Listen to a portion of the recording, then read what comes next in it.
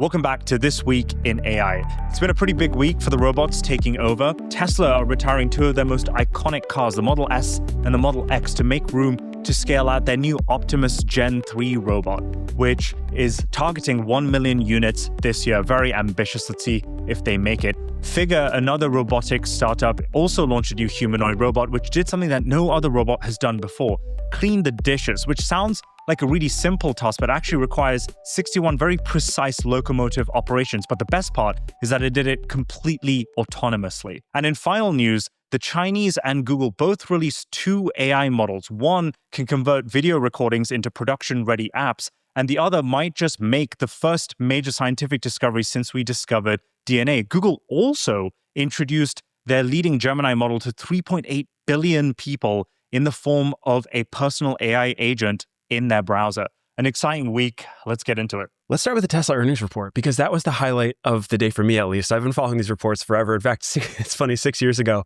I was watching a video that popped up 6 years ago this day talking about Tesla earnings. They were a blowout quarter in terms of forward-looking guidance, a little bit less so on the actual numbers. The stock's down for today, but that's not the story.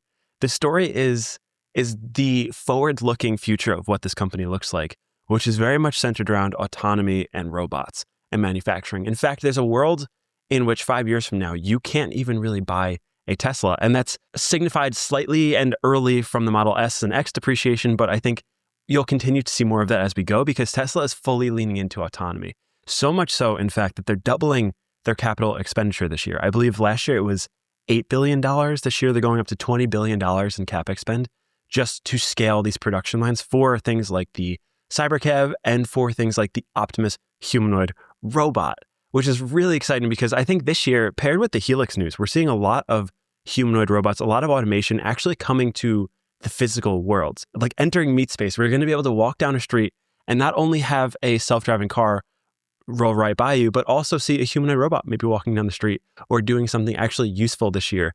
And Tesla has a plan to scale these at a rate that no one else really is, starting with 1 million units this year, and then going to 10 million, 100 million, and then they project up to 1 billion of these. The idea is that these will be able to offload enough of the human capital workforce that it'll unlock significant amounts of GDP for the actual country. So this is a gigantic project that's getting underway.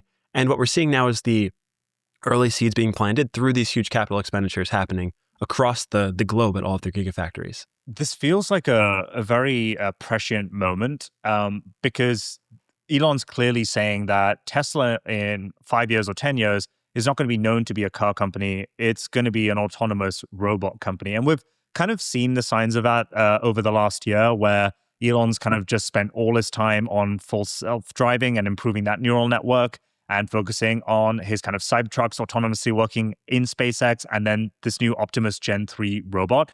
That to me is like a kind of like crazy switch, I guess, to still kind of like materialize in my head. And I don't think it's coincidental, because this year was also, or rather 2025 was the first year that Tesla's annual revenue went down. They only put out 1.64 million cars. I think that's down like around 9% from the previous year.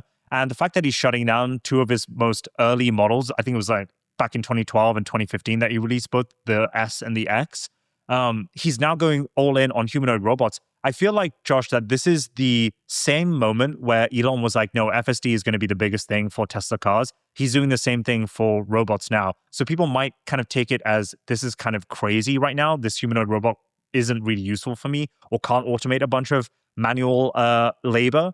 But I think Elon sees something that we don't. Do you agree with this? Do you feel kind of like solemn that we're going from cars to robots now? Or has this always made sense to you? Yeah, well, this has always made sense because they've telegraphed this years in advance. Tesla famously has released these master plans, or Elon has released the master plan once every 3 to 5 years for the last 15 years. And it just very clearly states exactly their plan and what they're going to do. And going back and looking at the old content from me, the old content from the master plans, it's very clear that this has always been the plan. They're just accelerating the advent of sustainable transport. And now they're kind of moving to a sustainable abundance through the Optimus humanoid robot. But the idea is always just to move the world towards an autonomous future.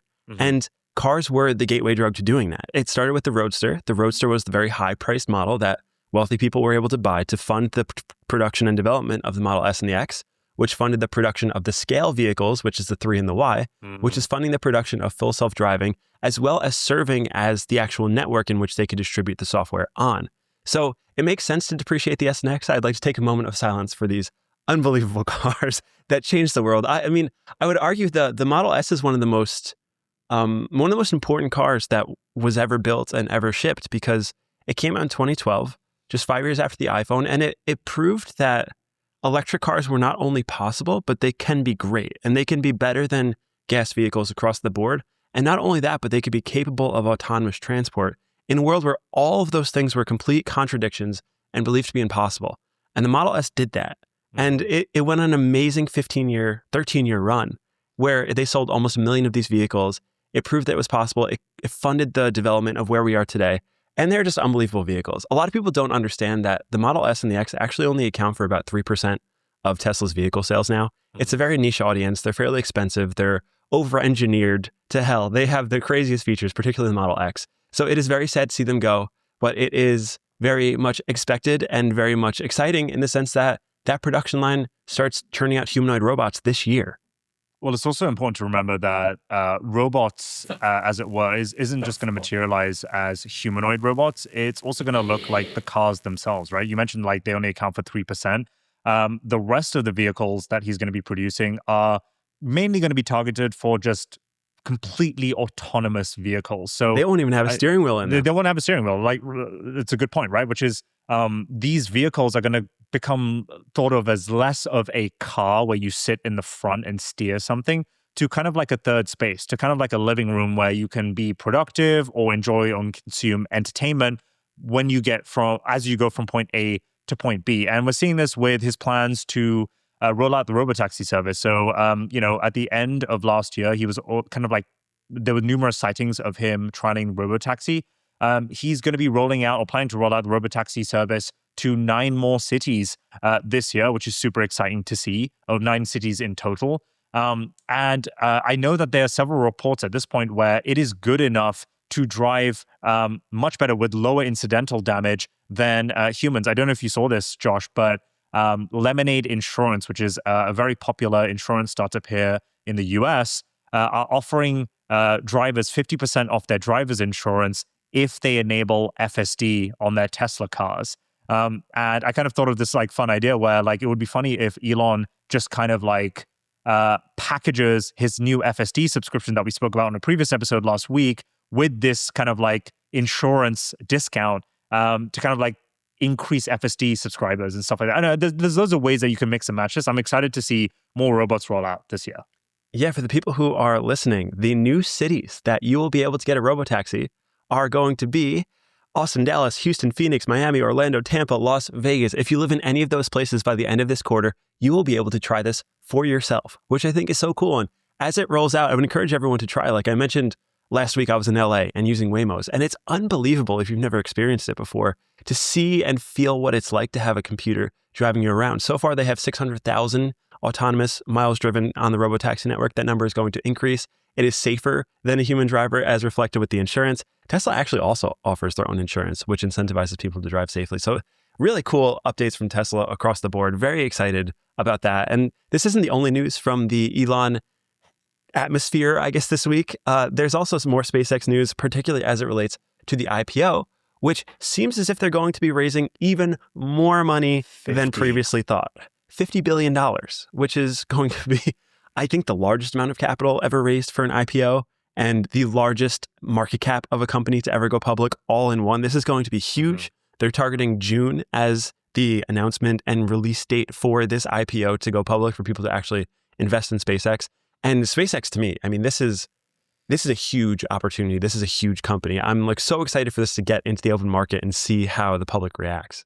It's also one of the few IPOs that are raising at such a large valuation that I think justifies the amount that they're raising. We're going to talk about OpenAI raising $100 billion later on this episode, but like I would say 50 billion is probably too low in an IPO. And I know he's raising other rounds, but like he probably needs more money to achieve his mission of getting to Mars, the moon, and setting up, these interplanetary energy factories and stuff like that he's spoken about on X. So This is really cool and exciting. I think 2026 is going to be the year of big IPOs, Josh. We were talking about this before we started recording. We've got, the Anthropic IPO. You've got OpenAI raising an $850 billion round now, and they're going to be presumably IPOing more than that at like 1.4 is what $1.4 trillion is what some of the rumors are saying. This is just crazy to see. Yeah, we might get Stripe this year too. A lot of IPOs. And part of the value in which enabled Starlink and SpaceX to go public is the Starlink network, is the internet network. And as they improve this network through Starship launches, which allows them to put their new version 3 satellites into space, and for reference, those version 3 satellite launches are 20 to 40 times more effective than the current versions that they're pushing out right now with the version 2.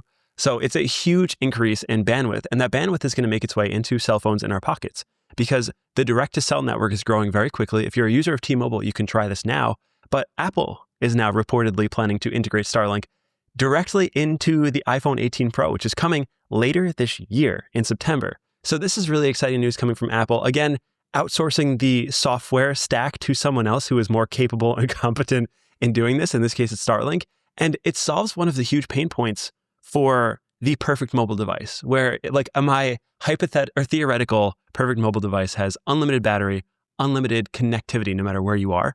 And now this solves the connectivity problem where there's nowhere you can go where Starlink will not be. And that's a really exciting partnership that I'm looking forward to. In other robotics news, I saw one of the coolest, but maybe unsexy to some, demo of a humanoid robot.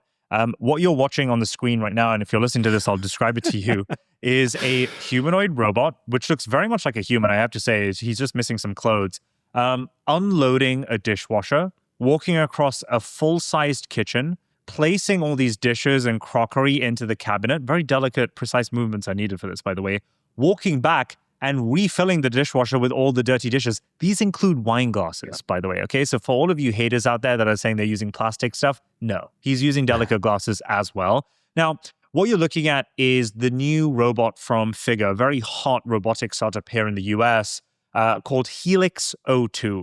And this humanoid robot is different from the other humanoid robots in a few different ways. Number one, it is the first robot to perform a 4-minute fully autonomous task of this level. Just get that into your head. That may not sound very impressive right now, but I remember a time where AI model LLMs could only work autonomously for 10 minutes at a time. And now they're doing weeks at a time. This is the same kind of moment that we see for robotics. And I think that Helix is kind of like nailing that. To emphasize, it is completely autonomous. There are no humans. There's no teleoperation. You know who dares leverage teleoperation? 1KX. Also, Tesla Optimus, dare I say, but although their new generation should be fully autonomous in some way, shape, or form. This is a really impressive feat because the technicalities and the mechanisms that you need to achieve this is nothing short of just insane. So 61 locomotive manipulations are required for this robot to do this, but that's not even the most impressive part. Typically, these robots are pre-programmed to execute on a set number of different moves. So those 61 moves I just mentioned, you would need to hard code it. And when it faces a scenario, it'll then activate that movement. This is completely different. So what Felix did was they launched something called System 0, I believe, which is their new neural net, which is only 10 million parameters, but it basically ingests what it sees around it through its palm sensors, through its eyes, and reacts in real time. This is different from how the model previously used to work, which is take in some kind of input, process it through its hard code, and then output an action. And hey presto, the kind of like trophy win here is that it's fully autonomous and it's the first humanoid to be able to do this. Now, to remove all that code and transform it into neural net is cool enough. But what I also like about it is that they have this new form of tactile sensors. And I think we spoke about something about this on our previous round, or maybe it was even last week's. But because of its palm sensors and its new tactile sensors, it's able to know when to apply pressure and when to be delicate. For example, lifting a wine glass and placing it into a cabinet. So I personally took this kind of boring task and thought, this is actually something that I would actually have in my home because I can trust it. Also, look at the speed that it's moving. It's definitely quicker than my sister that I've seen her loading the dishwasher at home, at least. Do you think this is ready to be in your home? Is this something you'd be interested in buying? Well, I would need it to do something more than just dishwasher stuff. But presumably, if it can do this, it can also fold my laundry, Josh, and load the laundry basket as well. So like depending on what they're charging, if it's a subscription or if I have to buy it outright, would influence my decision, right? If I could have a live-in housekeeper, sounds pretty good. I'm a pretty messy guy. Yeah, when evaluating robots, I think the things that are most important to look at are first the hands, the dexterity, the sensors within the hands, how capable the hands are, because that's by far the most complicated thing. The second thing is the intelligence. How general purpose is it? We've seen this example over and over again of loading a dishwasher or doing simple tasks like sorting clothes. How complex are those tasks able to get, and how quickly are they able to roll that out is the second thing. And then the third is how quickly and how effectively are they able to actually manufacture this at scale? Are they going to be able to create enough of these at a price point that makes enough sense with a feature set that makes enough sense to encourage people like me and you to want to buy one? It seems like there is a very long and challenging path for Figure to get there. I'm really looking forward to Tesla's Optimus 3, which is coming this quarter and will be rolling out at scale this year. And I am hopeful that Figure can keep up because competition is good. And I hope they don't turn into like the Rivian of electric cars. I want them to stay on the forefront. And I hope Brett and the whole Figure team continue to keep their foot on the gas. Yeah, I mean, I think this demo is cool, right? But it's pitched towards... It's cute. It's cute, but I think the real application, the reality is these robots aren't going to be in your homes first. They're going to be in factories. In fact, their Helix O1 robot has been working at BMW, controlling their operating system, or one of their manufacturing plants for, what is it now, 4 months now? 24/7. There's like a live stream of this. You can, well, hopefully, maybe we can link to this and people can go watch it. But Brett like keeps talking about it every single week. So I don't know. I'm bullish on it. I think Optimus is also going to be in factories first before people's homes. But we shall certainly see. We have some big news from Google. Josh, you were showing me some pretty cool demos. What's going on here? Yeah, big news. If you remember from a little while ago, we had the CEO of Perplexity on the show, and he was talking about the new pivot to the AI browser. Since then, OpenAI has released their own AI browser. Claude has released a plugin for Chrome, but now Chrome, where everyone actually uses their browsing, has rolled out their own Gemini agentic controller inside of the browser. And it's pretty incredible. I mean, like you mentioned at the intro, 3.8 billion people on Earth use the Chrome browser. And now all of those people have just been given a magical update overnight that allows this agent in and allows it to actually control and do things on behalf of the user within this browser. So we're watching on screen a introduction demo video that shows some examples. And I thought they were really amazing. The first one that they did was with Nano Banana Pro, which is the image generating model. And they were just looking at a home and they wanted to add furniture to it, like looking at an empty apartment. And you could just ask Nano Banana to stage the apartment. Yeah, here's the demo. Where it's empty, you could ask it to stage the apartment and it shows you what it looks like with furniture on the fly as you're browsing. The follow-up feature to this is they were looking for an apartment that accepted dogs, that was in X proximity to this place, that had a whole list of parameters that were pretty complicated that would have taken the average person a long time to do. And they typed in that prompt and it actually clicked through the browser and navigated through this for them, putting in all the filters and figuring out which results were best for them. And I think this is such a great use case because it's just so prevalent in what you do every day as a user of Chrome and as someone who uses a Chrome browser. And I'm excited to see it integrated where people are, where you don't actually need to download a separate piece of software, move everything over. It's just meeting people where they are and building on top of this existing knowledge base that Google has about you through your Gmail account. What I like about this is they're not overpromising, or they didn't overpromise Gemini 3 being pretty much wherever you are on the internet. Like I've used Chrome browser for years now. I've used Gmail for longer. And the fact that, these demos show kind of places that I visit every day, because like, let's face it, like most of my online life, or rather most of my computer life doesn't live on my desktop, right? Which was separately my point around Claude bot. I'm like, it's just not useful for me because I'm always on the internet.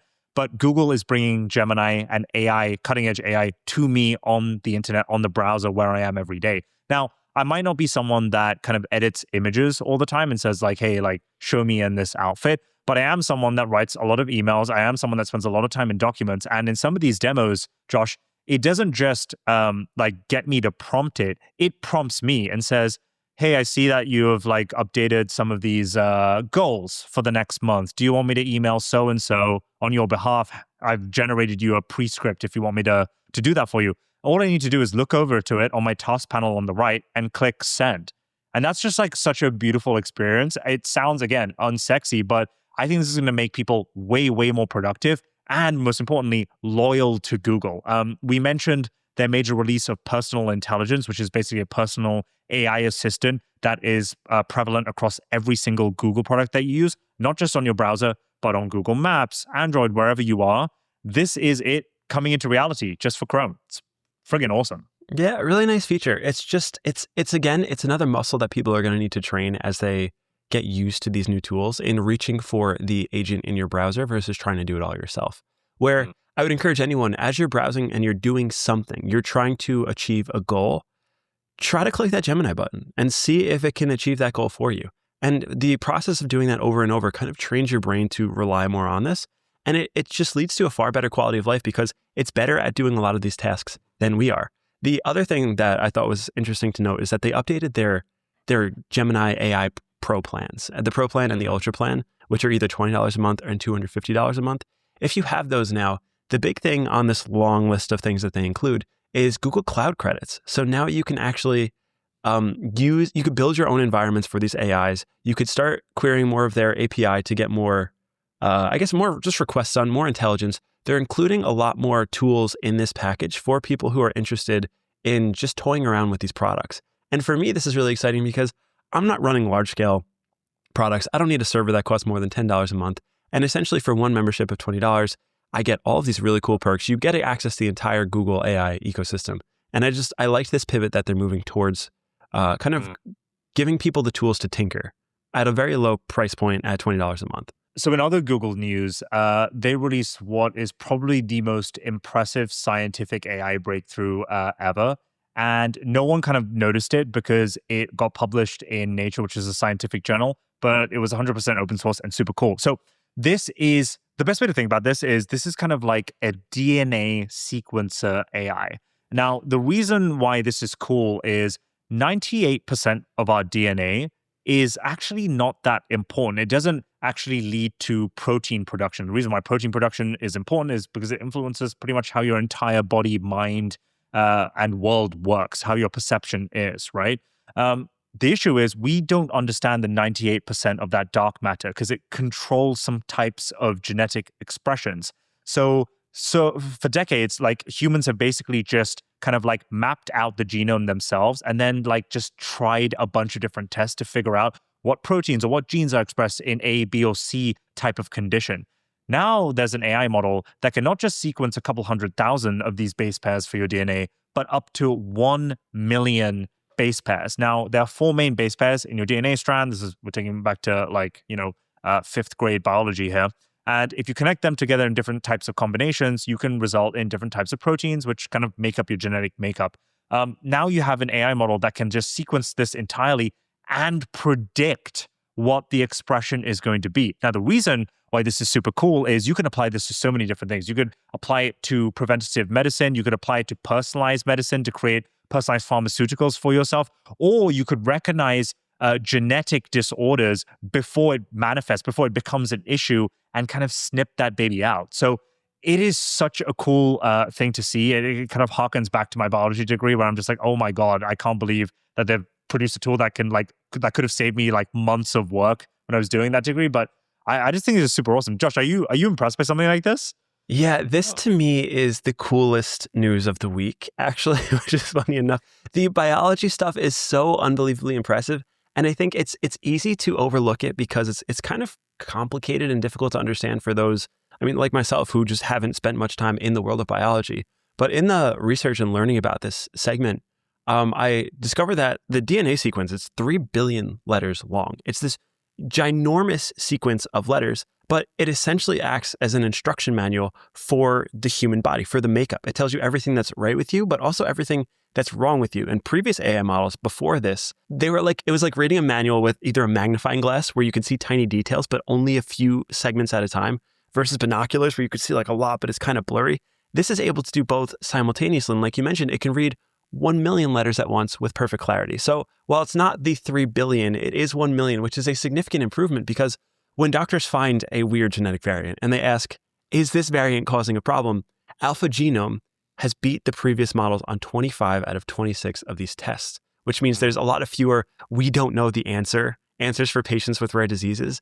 And it's able to kind of diagnose things that previously were not possible. And as we see progress through this, there's going to be a lot of unbelievable examples as it relates to like cancer and splicing these DNA sequences and improving things. It's a huge quality of life improvement for the people who understand it and for the people who stand to benefit from this, which is, I mean, in a way, everyone. We mentioned on a previous episode, you can upload your DNA sequence to something like Claude and you could ask it questions.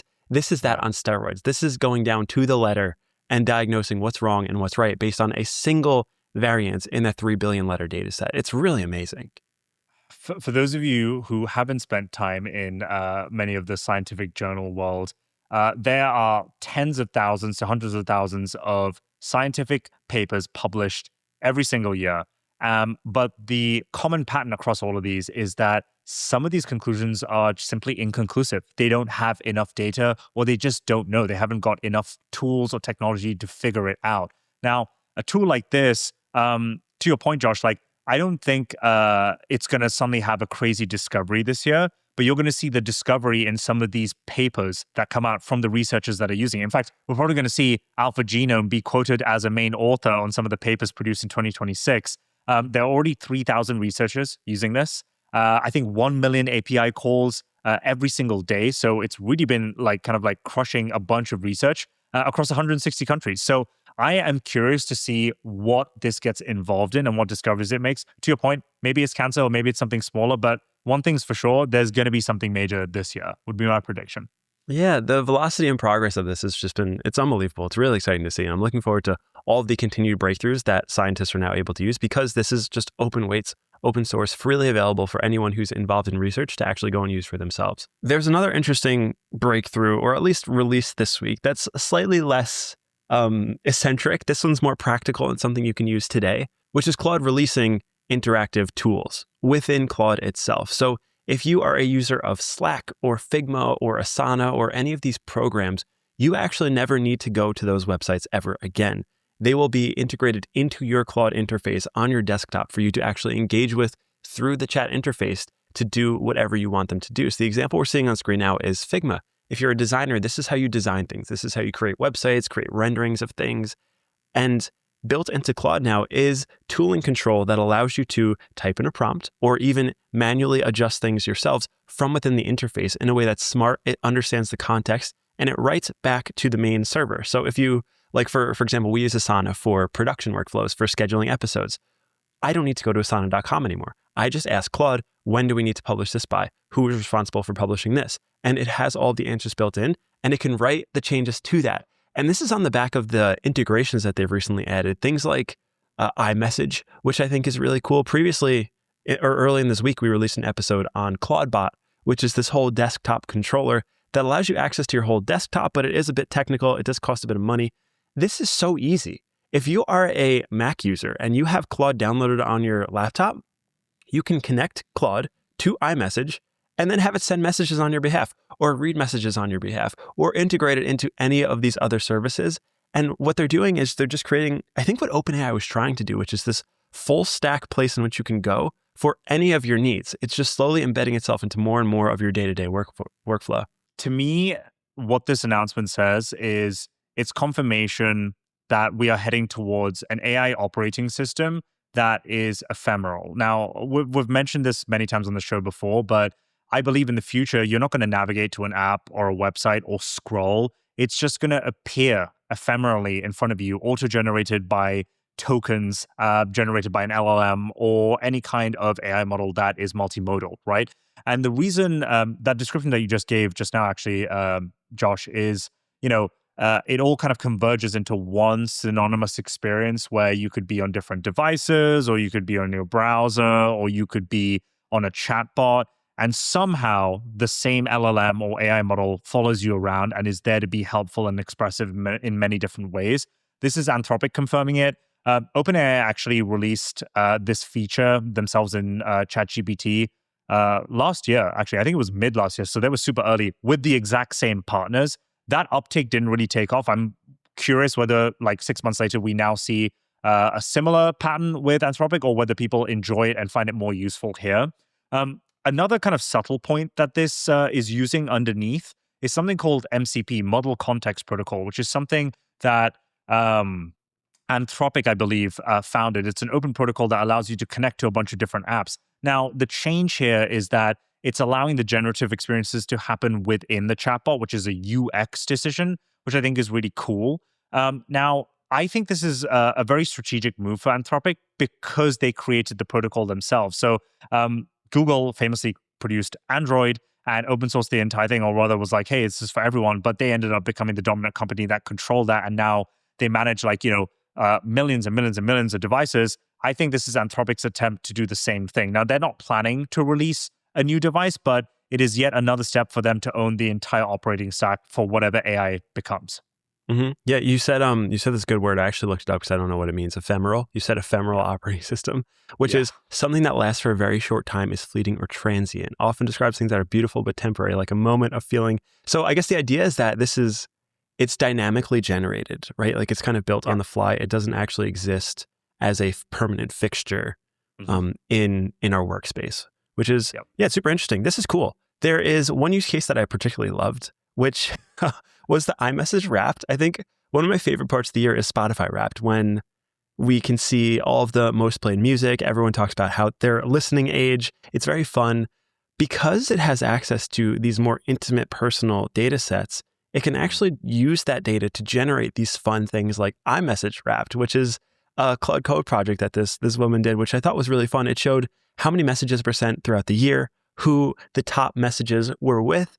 It showed heat graphs and charts of when you are most likely to send messages over time. Yeah, you could see relationships over time. When a relationship got hot, you were texting a lot. When it faded away, it's this really fun, exciting experiment. It shows grammar, who gets your best English, most formal versus most casual, your writing style over time, and it can really break it down because it has this deep understanding and intelligence, but also because it has this connection to your personal intimate data set. And I thought this was so much fun because it shows you even the heat chart of when you are most likely to be sending messages. Oh, I like your this. Dream dinner party. The dream dinner parties is good. Very cool. Who's sitting at your ideas table? Who are your ride or dies? Who's the industry dinner?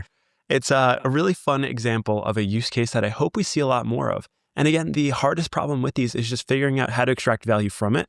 And whenever we get a cool example like this, it's awesome. It's like, okay, here, it's open source on my GitHub. You can go and copy it for yourself and go have fun. And this is a really awesome use case that I see for Claude in particular. As we're filming this episode, Josh, and we've given a bunch of tool demos and examples right now, I'm realizing that we have made so much progress over the last year where it was incredibly manual. And now it's much, much, much less manual. But in my opinion, it's still manual enough. Do you know what I mean? And I think there's going to be a dissection of audiences where you have the more kind of, I guess you could call them semi-technical folk that will spin up a Claude bot or try out a new AI native thing. And to your earlier point, you should be proactively trying to use these tools so you can kind of evolve your brain and thinking into using these tools so that you're not caught off guard. But I think eventually, majority of people are just going to use some kind of package system. Like Google is the perfect placement for this, right? Where it's like, hey, don't worry, Gemini is just going to come to wherever you are and we've got you. We're just going to give you the features instead of you trying to figure out the features. This is an example of someone figuring out the feature. And I'm actually more of an advocate for people to go out and do that. But yeah, it just occurred to me that I think a lot of people are just going to kind of take the lazy option and just wait for that prepackaged thing, which isn't a bad thing because there's less security risk. It's probably going to be cheaper at that point. And it's probably going to be a better user experience. Well, it's also what is the actual delta between the time that early adopters use it versus the time that the general public uses it? And it's becoming increasingly small. It used to be months to years. Now it's a matter of days. I mean, ClaudeBot was exciting because it had access to your iMessage and you could talk with it. And now we have a connection and a really cool use case that's built right into your Claude desktop app without any of the technical know-how or installation. And that was a matter of days. The compression is happening very quickly. Yeah, I agree with you on the software front. I maybe don't agree if I look at it from an investment angle, because to your earlier point, you knew Tesla was going to be a robot company, a humanoid specific company 6 years ago with that video that you recorded, right? So it's crazy to see how a lot of these timelines are collapsing for some things, but in other things they're not. Or maybe it's just lagging. I don't know. I think people mostly understand the trajectory. The question is whether they can deliver on that or not.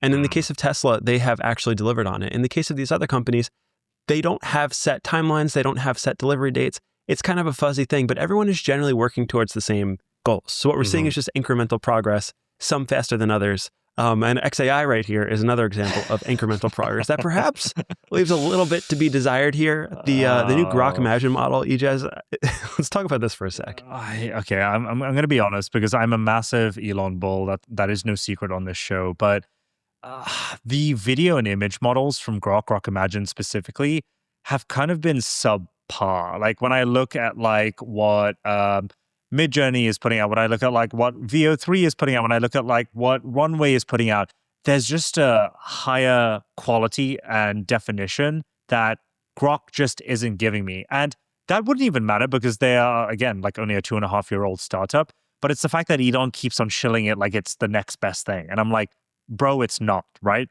Anyway, the news here is we have a new Grok Imagine API, which is basically their latest image or video model. And as you can see, it is actually quite impressive. And I might be being a bit of a brat here because this is next level compared to like what we had last year.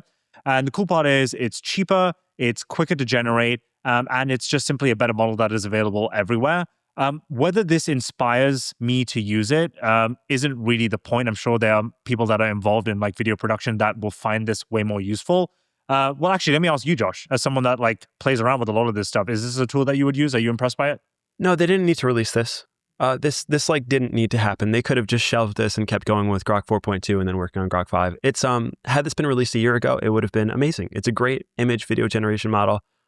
Given today's standards, it's not. And while it's an improvement for the XAI team, it is not an actual improvement pushing the frontier of video or photos forward. So while I look forward to the next iteration of this as they work towards their game development engine and building these graphics in real time, this is kind of an incremental progress update that really didn't need to come out. I don't think many people are going to be super excited about this. Well, what if I framed it in a different way, Josh? What if I told you that this was actually never meant for video production, but rather game development? So one of our predictions at the end of last year was that XAI is going to release one of the best gaming AI models, which will allow for real-time game immersion and gameplay, which is kind of like some of the demos that we're seeing on this video right here. And I'm wondering whether that might be their angle. Maybe they're just not going for video production at all.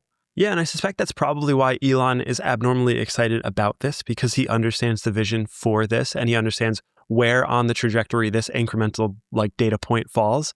Whereas we're seeing it at face value and being like, this isn't that impressive. We've seen this before. But gaming is certainly where they want to go. Gaming and animation and graphics and building real-time three-dimensional spaces, which are going to compete with Google's Genie, the world-building model. So I'm looking forward to that war as it comes along, because Logan Kilpatrick from Google is actually teasing Genie 3 this week, which hopefully we'll be getting very, very soon. And we'll have a real comparison of a true frontier world-building model very soon.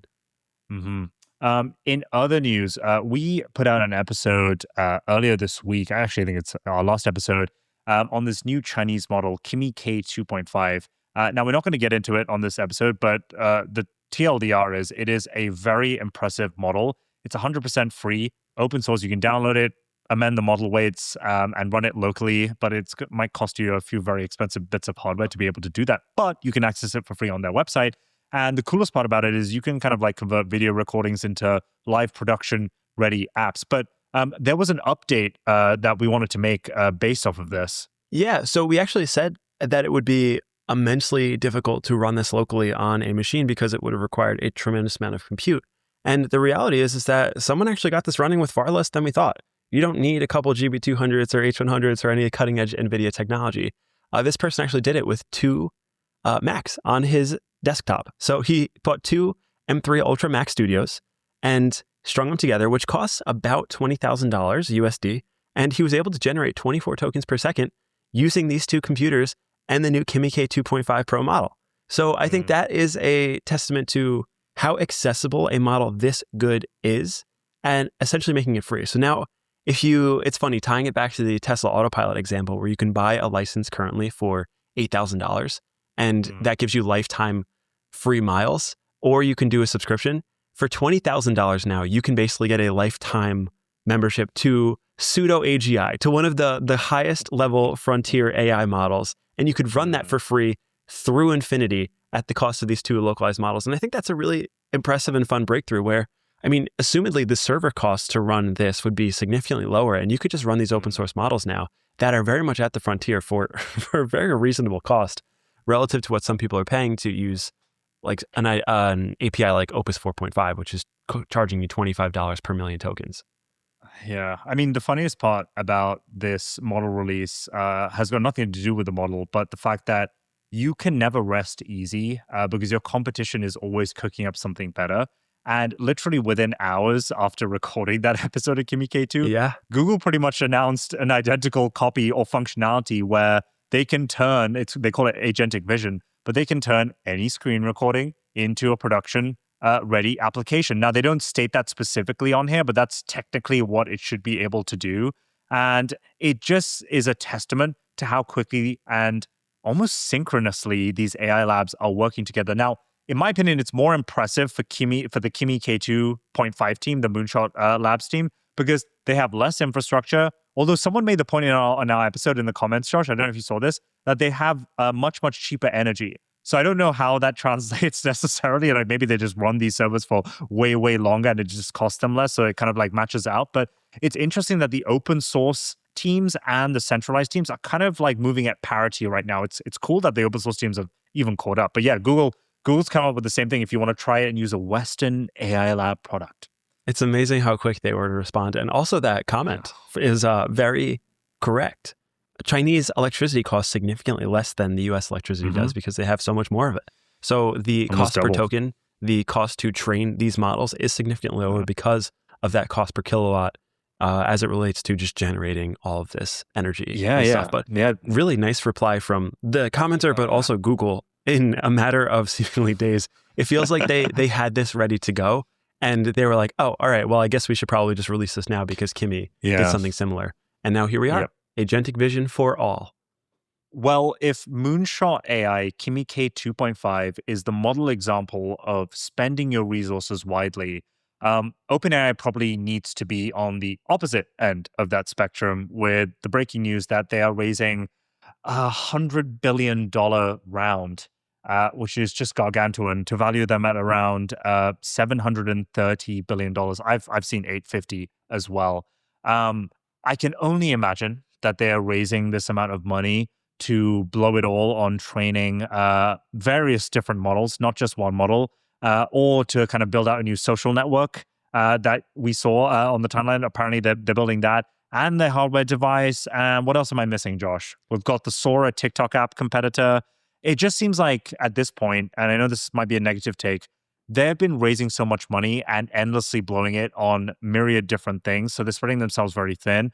This doesn't signal confidence to me, actually. It actually signals that they are kind of being reckless at this point. Yeah, it's probably helpful to look at past fundraising history to get a better perspective of how much money this actually is in a way that feels almost existential. There's so many vested interests in OpenAI succeeding. If they don't, what does that look like for the rest of the industry? That's an important question to just kind of sit on for a little bit. But if you go back to the funding rounds, even April 2023, they were raising still in the millions. They raised $300 million at a $27 billion valuation. Then in October 2024, they raised 20 times that, $6.6 billion at a $157 billion valuation. And now they're raising 8 times that at $40 billion at a $300 billion post-money valuation. Now, this is interesting because, Ijaz, earlier in the episode, we mentioned SpaceX was looking to raise $50 billion at about a $1.5 trillion valuation. So they're raising 20% more at 500% the market cap. And we're starting to see, like, OpenAI is giving up a lot of equity here. They're really giving a lot of vested and controlled interest to a lot of companies that may not want that liability. And I wonder if this is a strategy in where he's trying to, Sam and the OpenAI team are just trying to get as many vested interests as possible in their success in a way that they become too big to fail, where so many people have so much money tied up in this thing that they own a lot of, that they are forced to give whatever it takes to make this work because the downside effect impacts the entire industry in such a large way. And I can't help but read these headlines and not think that, I mean, this is just outrageous. They have a tremendous amount of debt. They haven't made a single profit. They're trying all these things like ads. They're trying to take revenue cuts. They're trying social media things, seeing what sticks. And it's giving desperate vibes. Yeah, I mean, I have a simple take, which is they are on track to make and also burn $20 billion of CapEx this year. I think they need someone to foot the bill to also spin up a bunch of the compute data centers, $1.4 trillion worth over the next 3 years. And I think they're panicking that they didn't spend enough time and resources on building out a better coding model to compete with Anthropic, which is kind of taking over all of enterprise and eating out their market share right now, and needlessly spending it on other stuff like social media apps and stuff like that. So my take is, listen, I hope they raise the round, good for them. But I don't trust Sam and the team to spend it wisely for now. And that might be super bearish take. I'm willing to be proven wrong, but that's just where my head's at. Well, I feel like we have to root for them because we have no choice. If OpenAI goes down, so does everything with it. So we're rooting for you, Sam, and the OpenAI team. I hope everything works. I hope this money goes to good use. And I think that probably wraps up our roundup for this week of all of the top news in AI. As you enter the weekend, you can now feel properly satiated, that you are fully up to date and aware of all of the hottest news that you needed to this week. We released a few pretty great episodes. They're doing really well on Kimi K2 and Claude Bot. So if you haven't had a chance to go listen to those, please go and check them out. The ask for you perhaps this week is to try out the Gemini Chrome extension situation and use it to subscribe to our podcast. That's like a fun little demo. You could say, hey, subscribe to my favorite new AI and frontier technology podcast, and it will actually go and click the button for you. And then if you go on Claude and you connect your iMessage, you could ask it, send the Limitless podcast to 10 of my best friends and figure out which are my 10 best friends who would be most interested and share the link with them.